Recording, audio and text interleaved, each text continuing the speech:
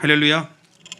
오늘도 주의 전에서 또 온나의 상에서 하나님 앞에 예배하는 우리 사랑하는 성도님들 주님의 이름으로 환영하며 축복합니다.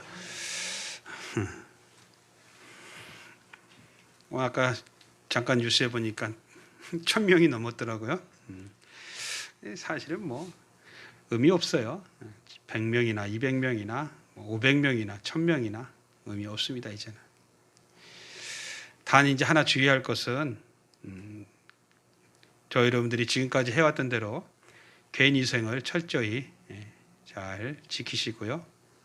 또 이동 동선들을 지금처럼 잘 해왔듯이 지켜주시면 됩니다.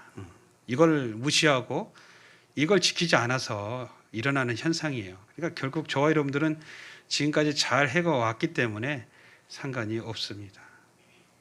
근데 우리나라 사람들의 특징 중에 하나가 안전불감증이라는 거죠. 시간만 지나면 다들 그냥 그렇게 살아요. 그러나 이 코로나 바이러스는 좀 심각합니다. 그렇기 때문에 더더욱 연말 연시가 돼서 가족 단위 또 친구들 또 여러 모임들이 많아질 텐데 어떡하겠습니까? 조금 더 우리가 주의해야 될 필요가 있습니다. 그러니까 항상 조심하시고요.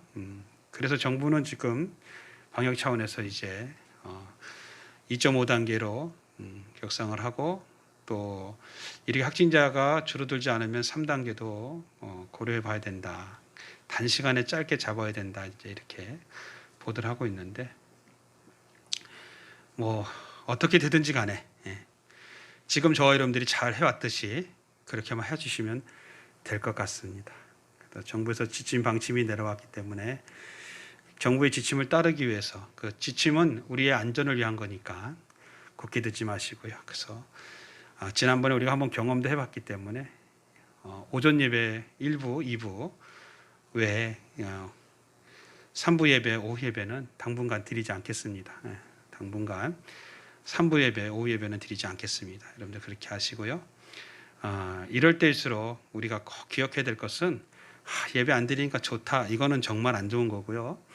예배 못 드리니까 내가 더 말씀을 더 삼고하고 또 묵상하고 기도해야겠다라는 마음을 가지시고 그렇게 해주시면 좋겠어요.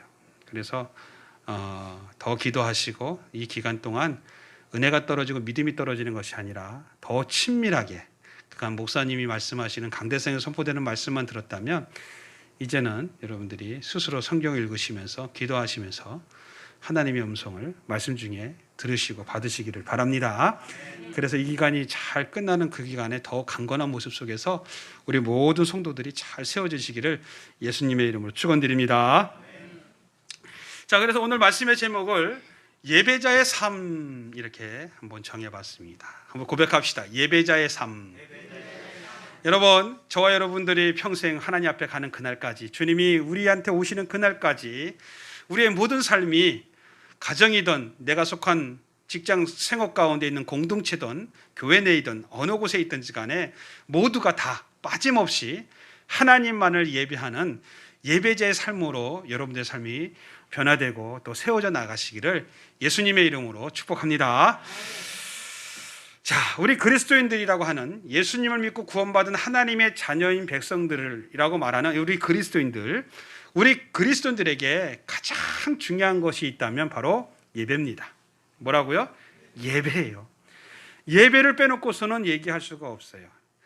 그러니까 우리가 다시 말해서 억만장악 가운데서 어떻게 해요? 죄를 짓고 영원한 형벌 속에 지옥에서 멸망받을 그러한 존재였는데도 불구하고 하나님께서 우리를 구원하신 이유가 있다면 그 이유는 첫 번째, 두 번째, 세 번째도 바로 우리를 하나님 앞에 예배자로 세우고 또 우리가 예배의 삶을 살아가기 위해서 구원하신 줄로 믿으시기 바랍니다. 그렇습니다. 우리들은요, 하나님을 예배하며 하나님과 교제하는 삶, 하나님과 교제하는 삶으로 창조된 피조물이옵니다. 하나님 우리 인간들을 창조하신 이유가 뭐냐면 하나님과 교제, 다시 말해서 예배하는 삶을 살아가기 위해서 창조한 피조물이 바로 우리 인간들입니다. 다른 동물들과는 달라요. 그런데 우리가 그만 알고 있는 대로 아담이 하나님의 말씀에 불순종하고 선악과를 먹고 말았지 않습니까? 그 불순종의 죄 때문에 우리가 하나님과의 이런 교제, 예배의 관계가 단절되고 말았어요. 끊어졌어요. 하나님과의 교제와 예배의 관계가 끊어지면 그건 죽은 거나 다름없는 거예요. 살아있지만 살아있는 게 아니라 죽은 거예요. 제가 지난번에도 한번 말씀드린 대로 여러분 이 잎이 지금 이 나무에서 떨어져 나갔단 말이에요. 그죠? 떨어졌단 말이에요. 단절됐다는 거예요. 그런데 이 잎이 지금 당장 죽었냐는 거예요. 죽지 않았죠. 지금 살아있잖아요. 뿌리에서 떠나 있지만 지금은 살아있어요. 그러나 시간이 지나면 얼마 가지 않아서 마르고 비틀어 죽게 돼 있는 거예요. 이미 죽은 거예요. 왜? 뿌리에서 떨어져 나갔기 때문에. 우리 인생이 그렇다는 겁니다. 하나님과의 관계가 끊어지는 그 자체가 죽은 거예요. 죽었지만 우리가 숨을 쉬고 살아있으니까 살아있는 줄 아는 거예요. 그러나 뿌리에서 끊어졌기 때문에 이미 우리는 끝난 거였습니다. 그래서 영원한 형벌 속에서 지옥으로 가야 될 저희들을 하나님께서 긍휼히 여기셨어요. 너무나 불쌍히 여기셨어요. 너무 사랑하셨어요. 그래서 어떻게 하셨어요? 독생자 예수 그리스도를 어떻게 해요? 우리의 죄를 도말하시고자 이 땅에 육신의 옷을 입히시고 보내주시고 우리의 억만 죄악을 그에게 다 담당시키시고 예수님께서 십자가 지심으로 우리의 모든 죄가 사함을 얻고 다시금 이 잎이 이 나무에 접붙이듯이 접붙이면 다시 살아나는 것처럼 접붙이듯이 우리가 다시금 예수 그리스도의 십자가 은혜로 말미암아 하나님과 교제하는 예배하는 자의 자리에 서게 됨을 믿으시기 바랍니다. 그렇습니다. 저와 여러분들이 이런 은혜를 받고 이제 하나님 앞에 예배하는 자의 삶으로 회복되며 또 하나님을 예배하는 자의 삶으로 나아가는 그런 자리에 선 줄로 믿습니다. 그러기에 우리가 창세기를 보게 되면은요, 믿음의 사람들이 쭉 나와요. 창세기뿐만 아니라 창세기 이후로 믿음의 사람들이 쭉 나오는데 그 믿음의 사람들을 하나같이 다 면밀히 따져보면 변함없이 그들은 다 어떤 삶을 살았느냐? 하나님을 예배하는 삶을 살았던 것을 보게 됩니다. 보세요. 아벨이 어떤 사람이었어요? 하나님 앞에 제사를 잘 드리는 사람이었어요. 하나님 앞에 예배하는 사람이었어요. 예배의 성공작이죠. 비록 그가 죽음을 당했지만 하나님은 그의 죽음은 의로운 죽음이라고 여기시고요, 그의 예배를 받으신 것을 보게 됩니다. 아브라함은 어떻습니까? 하나님의 백성으로 부름받은 후에 그는 모든 생활 속에 하나님을 예배하는 생활을 계속해서 지속적으로 했던 것을 보게 됩니다. 그리고 출애굽 목적 역시 예배였다는 거예요. 모세가 하나님한테 사명을 받을 때 하나님, 내가 바로한테 가서 뭐라고 얘기해야 됩니까? 라고 하나님 앞에 질문을 던집니다. 그때 하나님께서 모세에게 뭐라고 그러냐면 내 백성이 하나님 나에게 예배하러 간다라고 이야기하고 그들을 데리고 나와라 이렇게 얘기합니다. 그러니까 출애굽 자체도 뭐였다? 하나님을 예배하기 위해서 그들을 그 애굽에서 출애굽을 시킨 것이다. 여러분, 이 출애굽 사건은 오늘날 우리를 억만 제약 가운데 세상 가운데에서 어떻게 해요? 출애굽하듯이 우리를 불러내신 거예요. 그래서 우리도 어떻게 한다? 하나님을 예배하는 자리에 서서 하나님을 예배하는 삶을 살아야 되는 줄로 믿으시기 바랍니다.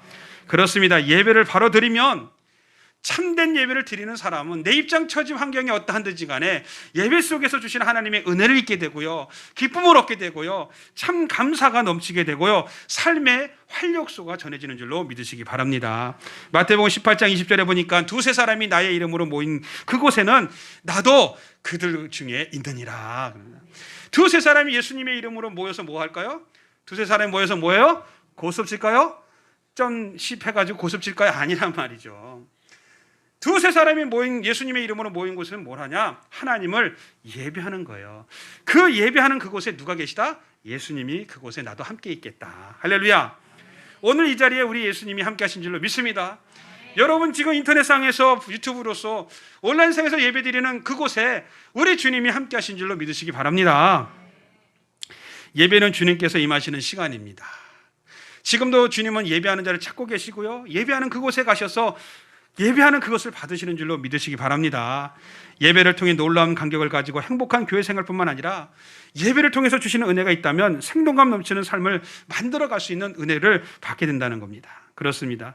예배를 제대로 드리면요, 가정이 행복해지는 줄로 믿습니다. 예배를 잘 드리고 진정으로 잘 드리면요, 가정은 행복해져요. 예배를 파기하고요, 예배를 안 드리면요, 가정은 불행한 거예요.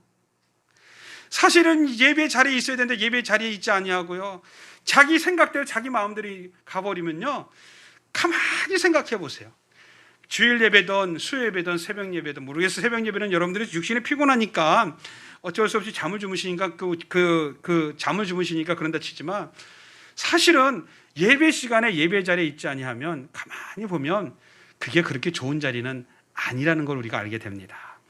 예배를 드릴 때, 예배 자리에 있을 때 하나님께서 우리에게 주시는 은혜가 있고요, 기쁨이 있고요, 하나님의 복이 있는 줄로 믿으시기 바랍니다.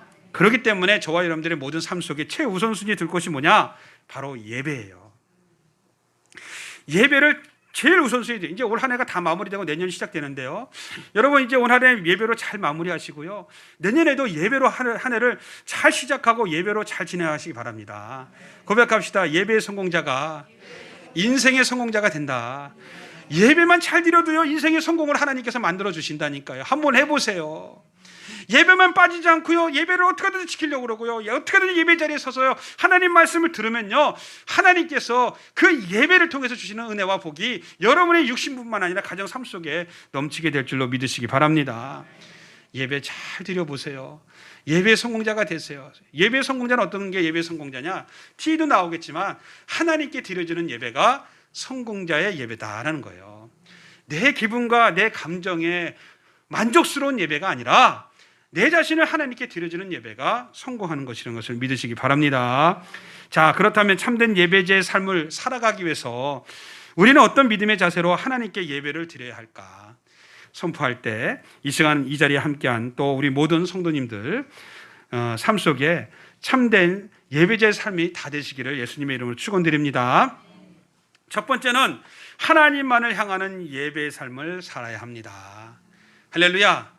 여러분, 예배를 드리는데요, 하나님만을 향해서 드려야 되는데 그렇지 않다는 거예요. 이게 무슨 말인가? 오늘 여러분들 하나님 앞에 예배 드리러 나온 줄로 믿습니다. 그런데 아닌 사람들도 있다는 거예요. 목사님, 도대체 그게 무슨 얘기인지 제가 이해가 잘 안 되는데, 보세요. 예배를 하나님 앞에 드려야 되는데 예배를 하나님 앞에 안 드리고 자기 자신에게 드린다는 거예요. 그는 하나님께서 받으시는 예배가 될 수가 없다는 거예요. 오늘 본문 말씀은요, 예배를 직접적으로 다루고 있지는 않아요. 그러나 예배의 정신을 일깨워주는 아주 중요한 말씀이기 때문에 오늘 이 말씀을 통해서 우리가 함께 깨닫기를 원해서 이 본문 말씀을 정했어요. 본문은요, 우리가 잘 알고 있는 대로요, 고넬료라는 로마 군대 백부장 이야기가 나옵니다. 로마가 당시에 모든 나라를 지배하는 그런 굉장히 큰 나라였습니다. 이스라엘도 점령해갖고 지배 국가였어요. 그래서 로마는요, 그렇게 나라를 지배하면요, 거기다가 자신들의 장관들을 보내가지고요, 그곳에서 통치하게끔 만들었단 말이에요. 이게 무슨 말이냐면, 우리나라가 일제 치하했을 때 일본이 우리나라에 와갖고 우리나라를 관리하고 통치했던 것과 같은 겁니다. 그래, 이 고넬료라는 사람이 그런 사람인데 백부장이었다는 거, 100명의 수하를 거느리는 그런 큰 권세와 당시 힘을 가진 그런 장군이었다는 겁니다. 그런데요, 이 군대 백부장 고넬료는요, 오늘 본문에 나오지 않지만 언제부턴가 하나님을 믿는 유대교에 입교를 했어요. 하나님을 믿는 유대교에 입교를 했다는 거예요. 그래서 하나님을 잘 섬기는 사람으로 오늘 본문에서 우리에게 전해지고 있어요. 그뿐만 아니라 그가 가지고 있는 권세와 힘을 가졌다 해서요, 그 권세의 힘을 가지고 그걸 남용하지 않았다는 거예요. 군림하지 않았다는 거예요. 오히려 고넬료라는 이 백부장이라는 이 당시의 권세와 힘을 가진 이 사람은 자신이 갖고 있는 그런 힘과 권세를 가지고 자기의 삶을 그것으로 더욱 경건하게 만드는 그런 삶을 살았던 사람이라고 이야기합니다. 자, 그렇다면 백부장 고넬료는 어떻게 경건한 삶을 살았을까요? 그 해답이 오늘 2절에 나오는데요, 이렇게 얘기합니다. 그가 경건하여 온 지방과 더불어. 아니, 세상에 그가 경건하는데 자기만 경건한 게 아니에요. 여러분, 나만 예수님 믿고 나만 교회 생활하는 게 다가 아니에요. 여러분, 착각하지 마세요. 여러분의 부모 형제들이, 여러분의 자녀들이 지금 예수님을 믿지 않고 하나님 앞에 예배드리지 않으면 여러분 눈물 흘리고 회개하고 하나님 앞에 자복하고 하나님 앞에 간절한 모습이 있어야 돼요. 근데 어찌 됐는지 이 고넬료는요, 자기뿐만 아니라 자기의 온 가족들이 온 집안에 더불어 하나님을 경외했다는 거예요. 이게 참된 하나님이 사랑하는 사람의 모습이고, 이런 모습이 하나님을 예배하는 자의 모습이라는 사실을 믿으시기 바랍니다. 목사님, 내 마음대로 안 돼요. 그거 누가 몰라요? 누가 사람의 마음을 변화시킬 수 있어요? 교육이요? 안 돼요. 여러분, 교육이 사람의 마음을 변화시키면 지금 우리는 정말 좋은 나라, 좋은 그런 시대를 살아야 되는데, 이놈의 교육이 높으면 높을수록 치밀한 범죄와 정말 말할 수 없고 생각할 수 없는 그런 극악한 그런 범죄들이 많이 일어나고 있지 않습니까? 상상을 할 수도 없잖아요. 누가 사람의 마음을 변화시켜요? 누굴까요? 하나님뿐이에요. 그러면 어떻게 해요? 알기는 우리가 너무나 잘 알아. 그러면 어떻게 돼요? 하나님 앞에 기도하고요, 하나님께 매달려야 돼요. 할렐루야. 그래서 빨리 한 사람이라도 우리 가정에서, 우리 부모라도 지옥 가면 안 되잖아요. 여러분, 하나님 믿고 있잖아요. 지옥 있잖아요. 천국 있잖아요. 할렐루야. 그러면 이 고넬료와 같이 온 집안과 더불어 하나님을 경외하는 그런 여러분의 가정이 되시길 주님의 이름으로 축원드립니다. 그리고 거기다 그뿐 아니라 고넬료가 백성을 많이 구제하고 하나님께 항상 기도하더니, 백성을 많이 구제했다는 거, 많이 도와줬다는 거예요. 그 백성은 어떤 백성이에요? 지배층에 있는 이스라엘 민족들을 얘기하는 거예요. 자신이 가지고 있는 권세와 힘을 가지고 고넬료가 한 일이 뭐냐면은 온 집안 사람과 더불어 하나님을 경외하는 일을 했고요, 거기서 멈추지 않고 그 힘과 능력을 가지고, 권세를 가지고 지배 계층인 유대인들을 향해서 어렵고 힘든 사람들을 구제했다는 거예요. 도와줬다는 거예요. 섬겨줬다는 거예요. 그러면서 그가 하는 게 뭐냐? 항상 기도하더니. 할렐루야. 여러분, 예배자의 삶의 전형적인 모습입니다. 예배자의 삶의 전형적인 모습이에요. 나만 구원받는 게 아니라 우리 온 가족이 구원받고요, 거기서 끝나는 것이 아니라 어렵고 힘든 사람을 돌아보면서 하나님께 간절히 기도하면서 주의 사명 감당하는 삶을 살아가는 사람, 자신이 가지고 있는 권력이나 힘을 가지고 그걸 남용하고 자랑하고 사람들에게 행패 부리는 것이 아니라 오히려 그걸 가지고 더욱 섬기고 낮은 자세로 일하는 사람, 예배하는 사람, 예배하는 삶, 예배하는 삶의 모습이 바로 이런 모습이라는 거야. 사랑하는 성도 여러분, 저 여러분들이 이런 예배자의 삶이 되시기를 예수님의 이름으로 축원드립니다. 축원드립니다. 그렇습니다. 고넬료를 하나님께서 인정하셨다는 거예요. 하나님이 그렇게 하나님을 경외하면서 자기뿐만 아니라 온 가족들, 수라의 자녀들뿐만 아니라 모든 종들까지, 그리고 어려운 중에 있는 피지배 계층의 그 이스라엘 민족까지 돌아보는 이 고넬료의 어떻게 해요?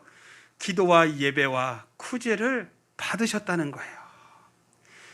여러분, 저 여러분들 이렇게 어려운 중에 하나님 전에 나와 예배드리고 참 먹을 것도 없고 쓸 돈도 없고 정말 어려운 중에서 하나님께 예물 드리고, 그리고 육신이 피곤하지만 교회에 이런저런 봉사하면서 하는 이 모든 것들이 고넬료 같은 마음을 가지고 믿음을 갖고 예배자의 모습으로 하나님 앞에 다 드려지시기를 주님의 이름으로 축원드립니다.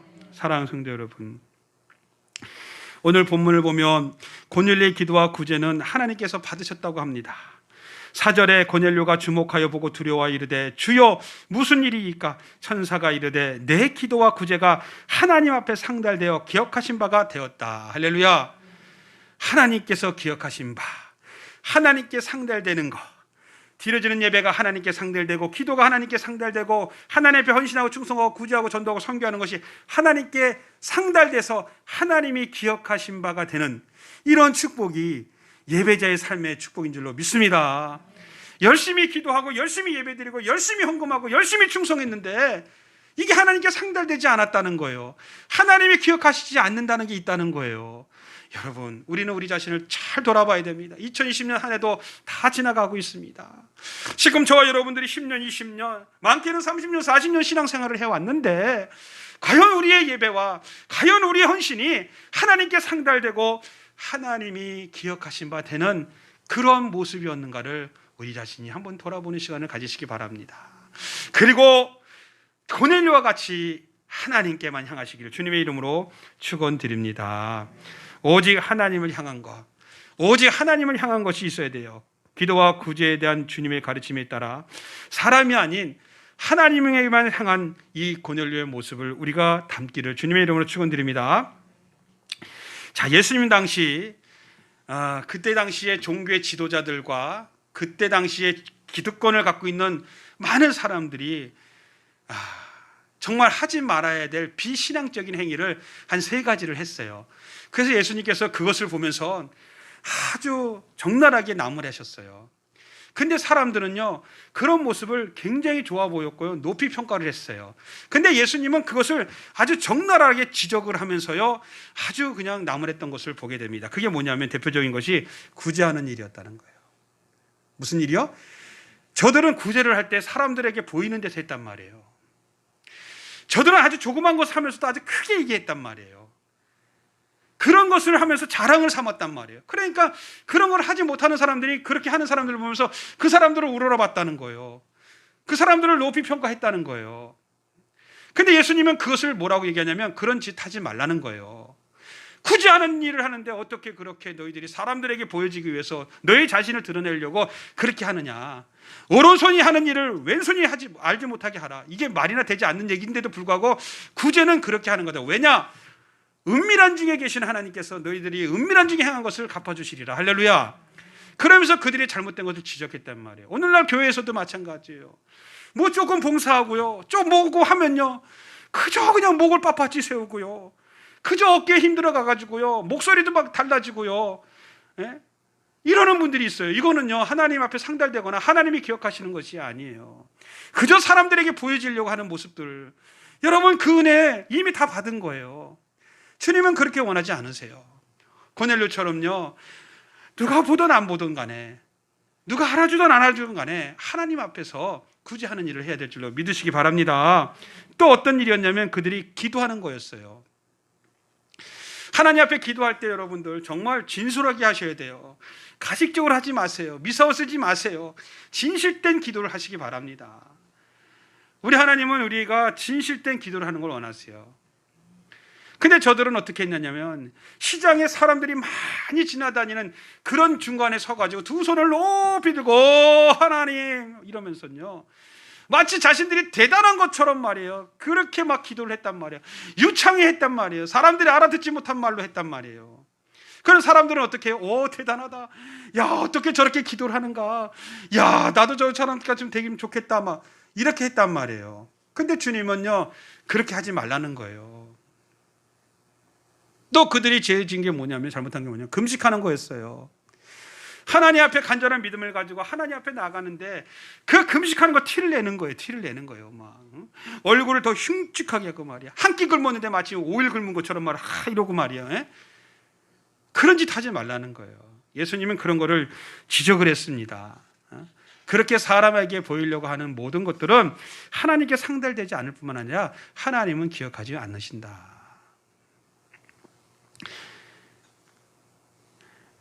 사람들의 눈에 잘 보이도록 하는 구제나 기도, 금식은 쇼예요. 쇼.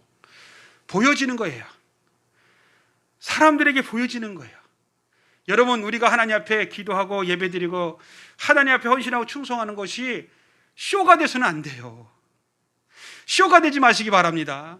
사람들한테 보여지는 게 아니에요.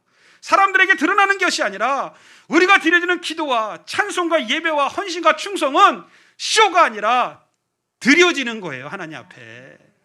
하나님 앞에 드려져야지. 쇼가 돼서 사람 앞에 보여지면 하나님은 기억도 하지 않으시는 거예요. 하나님만 바라고 믿고 소망하며 사람의 눈을 펴여 기도하며 구제하면 하나님께서는 다 기억하시고 다 보시고요, 훗날 다 보응하시는 줄로 믿으시기 바랍니다. 그렇습니다. 오늘 우리에게 믿음의 도전과 은혜를 주는 이 고넬료의 기도와 이 고넬료의 경건함과 이 고넬료의 구제는 오직 그는 하나님만을 향한 믿음의 행위였다는 겁니다. 그래서 하나님께서 기뻐 받으시고요, 그 기도를 응답하신 줄로 믿으시기 바랍니다. 그래서 고넬료가 기도할 때 그 기도를 하나님께서요 들으시고 천사를 보내서 응답하시고 그에게 더 확고한 믿음을 주시고자 욥바에 있는 베드로를 청하라고 한 거예요. 이게 놀라운 은혜입니다. 할렐루야. 사랑하는 성도 여러분, 예배는 하나님만을 향해 나가야 될 줄로 믿습니다. 저와 여러분의 모든 삶이 하나님 앞에서 살아간다는 사실을 믿으시기 바랍니다. 그러기에 예배를 하나님이 받으셔야 진정한 예배임을 알고 저와 여러분들의 마음이 오직 하나님께 향하시기를 주님의 이름으로 축원드립니다. 예배는 사람의 감정 때문에 또 사람의 기분과 입장 때문에 드리는 것이 아니에요. 내가 감정이 우울하니까 예배 드려야겠다, 내가 힘드니까 가서 예배 드려야겠다, 그렇게 드려지는 예배가 아니에요. 예배는 그렇게 드려지는 것이 아닙니다. 여러분, 우리가 예배를 드릴 때 오늘도 예배 끝나고 난 다음에 나 은혜 받았어, 나 기분이 좋아, 오늘 말씀이 너무 좋아, 이런 느낌 받는 거, 그거 사실 매우 중요합니다. 예배를 통해서 주시는 위로가 있고 은혜가 있어서 내 마음에 평안이 있고 기쁨이 있고 감사가 있는 거, 이런 거 참 예배 시간에, 예배가 끝났을 시간에 여러분들에게 넘쳐나기를 예수님의 이름으로 축원드립니다. 그런데 더 중요한 것은요, 그것은 예배의 결과지 예배의 목적이 아니라는 거예요. 예배를 통해서 얻을 수 있는 결과지 목적이 될 수가 없다는 거예요. 여러분, 목적은 우리가 하나님께 드려지는 거예요. 그게 목적이지. 근데 자꾸 감정이나 기분이나 이런 것들 가지고 예배가 좋았다 말았다, 이거는 잘못된 거예요. 물론 그런 마음이나 감정이 있는 건 예배를 통해 주신 하나님의 은혜의 결과로 느껴야 되고 감사해야 됩니다. 그런데 그것이 목적이 돼서는 안 돼요. 왜? 어느 날은 목사님이 뭐 말씀이 나를 까네? 왜 나를 이렇게 까는 거야? 나만 까, 나만 까. 저분은 깐데 또 까고 안 깐데 골라 까고. 왜 저러는 거야 도대체? 이게 자기 감정이란 말이에요. 그렇게 들여지면은 결국 그것 따라갔다가 결국은 예배를 망치게 되고요, 하나님 받으시지 않는 그런 예배의 삶을 살게 된단 말이에요. 그러니까 예배의 결과도 중요하지만 예배의 목적은 우리가 하나님께 드려지는 것이라는 사실을 믿으시기 바랍니다. 우리가 예배 드리고 나니 기분이 좋다, 너무 감사하다, 중요하다고 그랬어요. 여러분들 꼭 기억하세요. 그러나 이것을 목적 삼지 마시고 온전히 하나님께 드려지는 저와 여러분들의 삶이 되셔서 하나님의 나라를 이뤄가는 예배자의 삶이 되시기를 예수님의 이름으로 축복합니다. 자, 두 번째, 사람들과의 건강한 관계에서 드리는 사람이 예배자의 삶이라는 거예요. 우리 고백합시다. 시작. 사람들과의 건강한 관계에서 드리는 사람이 예배자의 삶이에요. 이게 무슨 말이냐면요, 우리가 하나님만을 향해서 예배를 드렸어요. 너무나 중요해요. 그렇다면 그 하나님을 향한 예배의 삶은 반드시 어디로 가야 돼요? 사람들을 향해서 가야 된단 말이에요. 하나님을 향해서 갔는데 사람들을 향해서 가지 않아요? 그거는 하나님을 향한 예배가 아니에요. 어쩌면 좋아요. 우리 하나님이 말씀하시고 우리 주님도 말씀하셨어요. 그래서 제가 얘기하는 거예요. 제 얘기가 아니에요. 우리 주님은 아주 적나라하게 이렇게 표현했어요. 너희가 보이는 형제를 사랑하지 아니하고 보이지 아니하는 하나님을 사랑한다고 하느냐? 거짓을 버려라, 이 약한 자야. 제 얘기가 아니란 말이에요. 정말 예배자의 삶을 잘 드리는 사람은 하나님께 향한, 하나님만을 향한 예배의 삶을 살아갑니다. 쇼가 아니라 드려지는 삶을 살아가요. 그런데 그것을 어떻게 알 수 있느냐? 그것이 신기하게 동전의 양면처럼, 불가분의 관계처럼요, 믿음과 행함이 떨어질 수 없는 것처럼요, 반드시 그런 사람은 누구에게 향한다? 누구에게 향한다?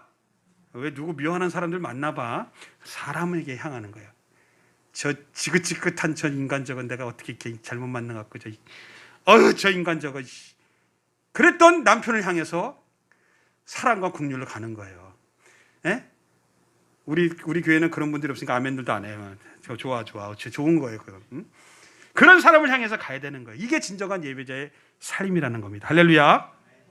자, 고넬료는 유대 땅을 지배하는 지배의 로마 지휘관으로서 발령을 받아왔다고 그랬습니다. 그러나 그는 앞서 말씀드린 대로 자기가 그 땅에서 유대인들을 향해서 그 권세를 갖고 군림을 하려고 하지 않았다는 거예요. 오히려 고넬료는요, 자신이 갖고 있는 권세와 힘을 가지고 어떻게 하면은 그 지배를 받고 있는 어려운 유대인들을 도울까를 생각하고 고민했다는 거예요. 그가 자기의 온 집안 사람들과 하나님을 같이 경외한 것으로 끝난 게 아니라 자기가 가지고 있는 힘과 권력을 가지고 지배계층인 유대인들을 어떻게 도울까라는 생각을 했다는 거예요. 할렐루야. 이게 예배자의 삶이에요. 지금 저와 여러분들이 가지고 있는 그 모든 입장, 처지, 환경이 나의 것으로 끝나는 것이 아니라, 내 가정으로 끝나는 것이 아니라, 그게 얼마나 크든 작든 간에 상관없어. 그걸 가지고 어떻게 하면 어려운 사람을 도울까, 어떻게 하면 어려운 사람을 섬길까 하는 그런 삶을 살아가는 사람이 하나님께서 기뻐 받으시는 예배자의 삶이라는 겁니다. 할렐루야. 사실 우리 교회 많이 어려워요. 제가 어렵다는 소리는 안 해요. 근데 어렵다고 사람들한테 얘기해봤자 소용없고요. 그런 얘기는 하나님 앞에 하는 거지 사람들한테 하는 게 아니에요. 그럼에도 불구하고 우리 교회는요, 정말 힘에 지나도록 구제하고 전도하고 섬기하고 있잖아요. 여러분, 어쨌든 제가 자부할 게 하나 있어요. 여러분들이 어쨌든 간에 하나님 앞에 갔을 때, 저와 여러분들이 하나님 앞에 구제하고 전도하고 선교한 거, 여러분 하나님의 나라에 다 쌓여 있어요. 그때 가서 정말 진짜 그랬구나. 이경서 목사님이 구제 헌금, 선교 헌금 막 갖고 뒤에서 빼돌리지 않았구나. 아니, 여러분들이 한 것 다 하나님의 영광을 위해서 썼단 말이에요. 쓰고 있고 지금. 제가는 손가락 빨아도, 근데 은혜죠. 손가락 빨아도 이렇게 살이 찌니.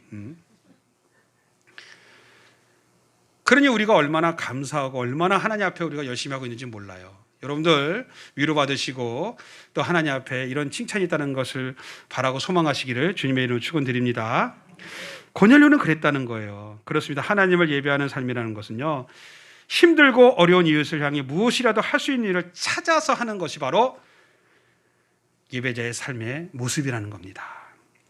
그래서 고넬료가 찾은 것이 바로 구제하는 일이었어요. 그래, 내가 할 수 있는 것은 나한테 돈이 있고 권세가 있고 힘이 있으니까 이걸 가지고 저 사람들을 도와줘야겠다. 그럼 여러분들도 한번 우리는 생각해 봐야 돼요. 그럼 내가 할 수 있는 게 뭐냐? 여러분들도 그렇게 하고 있잖아요. 저희 교회는 예산을 잡지 않아요. 예산을 잡을 수가 없고요. 그런데 작정하는 건 딱 한 가지 있잖아요. 매년마다 12월 되면 내년도에 여러분들이 구제, 전도, 구제, 선교 헌금, 그 다음에 뭐 건축 헌금도 있나요? 구제, 선교 헌금, 전도 헌금 있어요. 요거를 여러분들이 작성을 하잖아요. 그거는 여러분들이 기도하면서 내가 올해는, 내년에는 이제 1월 달부터 월 얼마씩을 내가 선교비를 보내고 구제비를 보내고 뭘 얼마씩 할 거를 여러분들이 직접 적어서 하잖아요. 그래서 하나님께 드리잖아요. 전 그거 받아서 지금 저기 다 있어요. 제 방에 몇 년까지 다 있어요. 몇 년 버리지 않아요. 여러분들의 헌금 예물 그 봉투는요, 1년이 지나면 다 폐기를 시켜요. 제가 다 폐기를 시켜요. 그러나 여러분들이 그렇게 직접 작성한 작성한 거는 지금 수년째 저한테 그대로 갖고 있어요. 그건 제가 못 버려요. 버릴 수 없어요. 여러분들이 힘을 다해서 하는 거잖아요. 참 어려운 거죠. 그래서 하나님 앞에서 우리가 정말로 기분 좋게 감사함으로 우리가 드려지는 것들, 그걸 통해서 선교사님들이 힘을 얻고요. 할렐루야. 선교사님의 나라가 또 그 땅이 하나님의 나라로 변화되는 줄 믿으시기 바랍니다. 비록 약합니다. 한 10명 되는 분에게 한 10만 원씩 보내는 거예요. 그러나 우리 교회 입장에서는 큰 돈이에요. 큰 헌금이에요. 여러분들의 그런 충성이 오늘 고넬료가 구제하는 그 구제와 다를 바가 없다는 겁니다. 하나님께 상달되고 하나님께서 기뻐 받으신 줄로 믿으시기 바랍니다. 그렇습니다. 사랑하는 성도 여러분, 하나님이 받으시는 예배의 삶이라는 것은요, 하나님을 향했다면 반드시 사랑과의 아름다운 관계로 변화되고 나타나야 되는 삶인 줄로 믿습니다. 고넬료의 구제는 사랑과의 관계가 아름다운 것을 보여주는 한 면이라고 말할 수 있어요. 창세기 최초의 예배, 여러분 기억하시나요? 가인과 아벨이 드린 예배가 최초의 예배 아닙니까? 그런데 우리가 잘 알고 있는 대로 어찌된 일인지 하나님께서는 아벨의 예배를 받으시고 가인의 제사는 받으시지 않으셨어요. 신학적으로 여러 이야기들이 있어요. 저는 그런 것들을 다 빼고 저는 이렇게 이해하고 싶어요. 왜 하나님께서 아벨의 제사는 받으셨는데 가인의 제사는 안 받으셨을까? 여러분들도 나름대로 신학적인 정리를 내리고 있고 생각하고 배운 것들이 있겠지만 여러 가지가 있어요. 하나님께서는 양으로 드리는 제사를 받으시기를 원해, 피해 제사를 받으시기를 원했는데 가인은 곡식의 예물을 드렸다. 여러분, 하나님 앞에 곡식도 제사 드렸다니까요. 그런 저런 주장을 해가지고 이제 박사하겠다는데 저는 그런 거 보지 않아요. 가인이 하나님 앞에 드린 제사를 하나님이 받으시지 않으신 이유는 그 인간 관계가 좋지 않았어요. 쉽게 얘기해서 인간성이 안 좋았어요. 여러분, 인간성이 좋지 않은 예배 하나님 안 받으세요. 인간성이 더러운데 어떻게 하나님께서 그 예배를 받으시냔 말이에요. 안 받으세요. 근데 가인은 인간성이 안 좋았어요. 사람 관계가 안 좋았어요. 어떻게 할 수 있어요? 그가 동생을 돌로 쳐 죽였어요. 여러분, 그러면 가인이 우발적으로 기분 나쁘다고 한순간에 욱해갖고 아벨을 돌로 쳐 죽였을까요? 아니에요. 계속 잔재되어 있던 거예요. 계속 잔재되어 있다가 아벨을 죽인 거예요. 그러니까 그 인간성이 좋지 않았던 거예요. 여러분, 우리 안에요 그런 마음이 있으면 어떻게 해야 돼요? 빨리 회개해야 돼요. 할렐루야. 빨리 회개해야 돼요. 내가 살 길이에요, 그것이. 회개하고 하나님 앞에 돌아와야 되는데, 회개하고 돌아와요? 안 돌아와요. 마귀가 쑥 들어가가지고요, 자기 생각이 맞다고 그러고요, 지금 자기가 하는 게 맞다고 그래요. 여러분, 참 말이 안 되는 거예요. 여러분, 예배를 뭘로 바꾸겠어요? 하나님 앞에 기도하는 자리를 뭘로 바꾸겠고, 하나님 앞에 나가는 것을, 자는 자리를 뭘로 바꾸겠냔 말이에요. 자기 감정으로요? 기분으로요? 느낌으로요? 그걸로 예배를 바꿔요? 그 마귀가 제일 좋아하는 일 아니겠어요? 마귀가 가장 기뻐하는 일 아니겠어요? 근데요, 그런 사람들이 하는 이야기를 들어보면 얼마나 구구절절 변명이 그럴싸한지 몰라요. 변명 아무 쓸데없어요. 예배 드리는데 무슨 변명이 있냔 말이에요.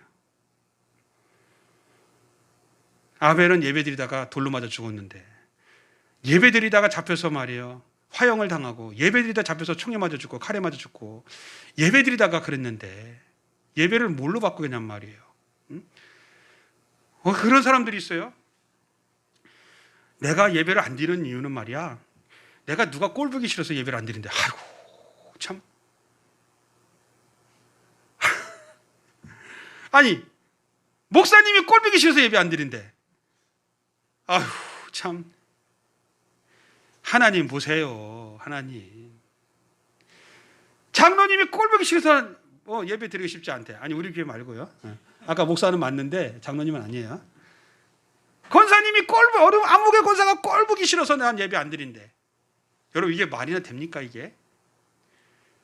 그리고 하는 말이 뭐라고 그래요? 사람들한테 그 권사가 교회 일을 많이 한다는 거야. 그 사람이 교회 일을 많이 하고 교회 전반적인 일들을 많이 하는데,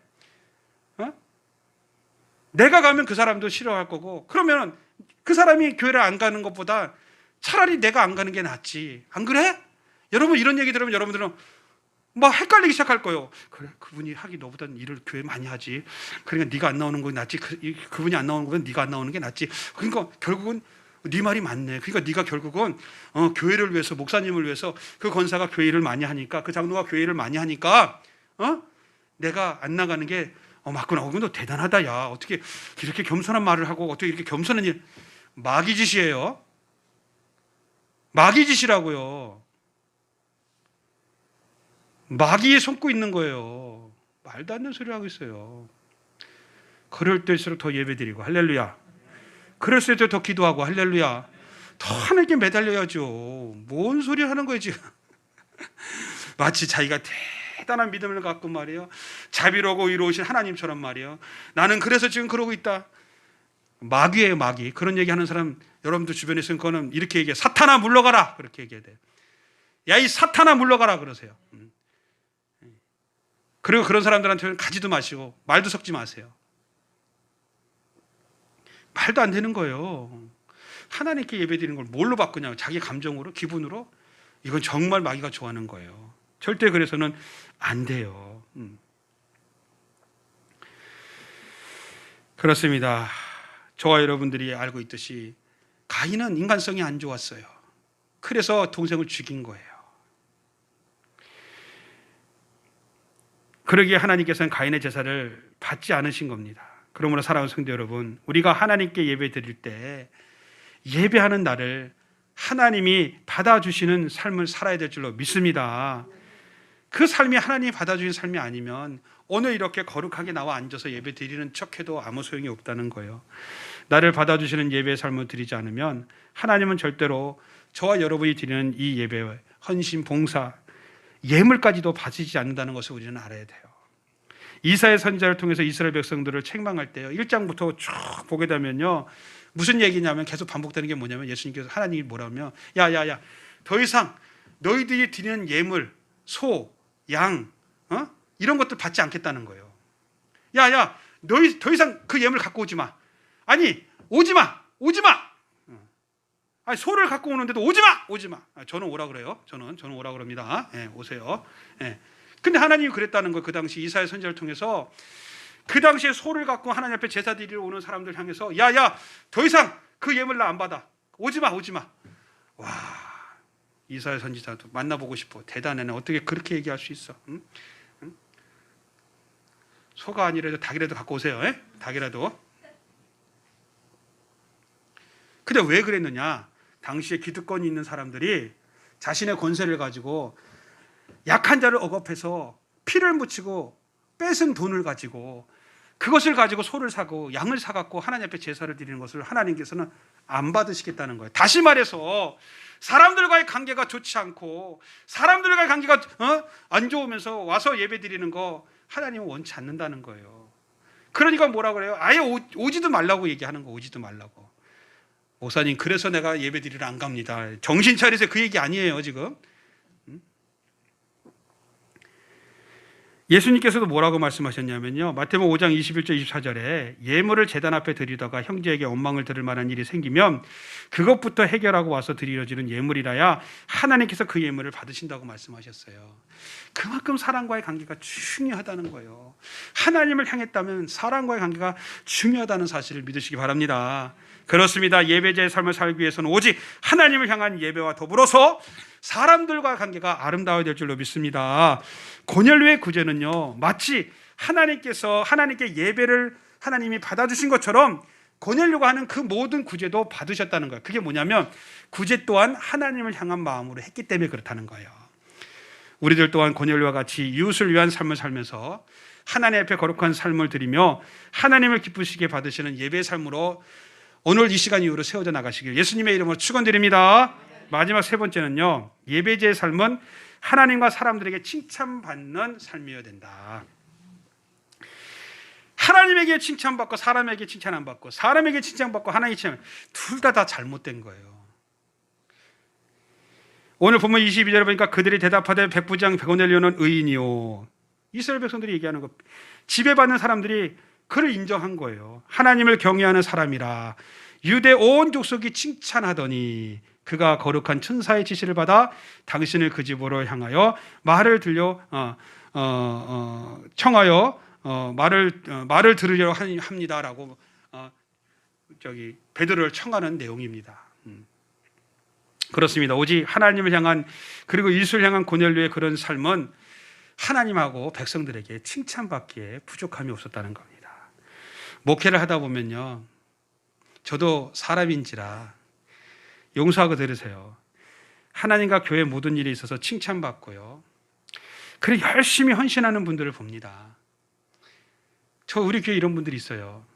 난 이런 분들을 보면서 위로받아요. 솔직히 죄송합니다. 하나님의 위로를 받고 있지만 이런 분들 때문에 제가 힘들어도 힘을 얻고요, 이런 분들 때문에 용기를 갖고요, 정말 죄송합니다. 저도 하기 싫을 때도 있어요. 그런데도 이러면 안 되지, 그럴 때가 있어요. 저도 사람인지라. 우리 성도님들이 다 그런 분들이신 줄로 믿습니다. 그런데 이런 분들 중에서 정말 하나님의 일을 열심히 하는 분들 간혹 사람들과 관계가 좋지 않아서 매우 힘이 들어하는 사람들이 있어요. 안타깝죠. 교회와 하나님의 일에 대해서 정말 충성을 다하는데 이 사람이 꼭 교인들하고는 섞이질 않아. 교인들하고 늘 불협화음이 일어나. 이런 분들이 있어요. 저는 부교육자 생활 때 이런 분들 집 찾아가서 막 밤새도록 얘기하고 설득시키고요. 막 그랬어요. 그러면 결국은 어떻게 되냐? 이 사람은 한 사람이잖아요. 근데 교회 일은 그렇게 열심히 해요. 막 충성을 다해요. 그러면 다수 있는 사람들 찾아가요. 아니, 이분이 하는 게 잘못된 건 아니지 않냐. 다만 다수의 의견을 따르지 않고 이 사람은 혼자 해. 그러니까 이 사람들이 싫어하는 거예요. 그러지 말자. 그것도 이분들도 설득시키고. 진짜 고생 많이 했어요. 전 부교육자 생활할 때. 근데 그 목회를 지금도 하고 있어. 그러니까 보니까. 지금도 내가 부교육자 했던 거를 똑같이 하고 있는 것 같아요. 이게 목회인 것 같아요. 근데 가장 기분 나쁘면 뭐냐면요, 전사님 빠지세요. 부목사님 빠지세요. 상관하지 마세요. 와, 이러면요 막 이딴만 게 밑에서요 막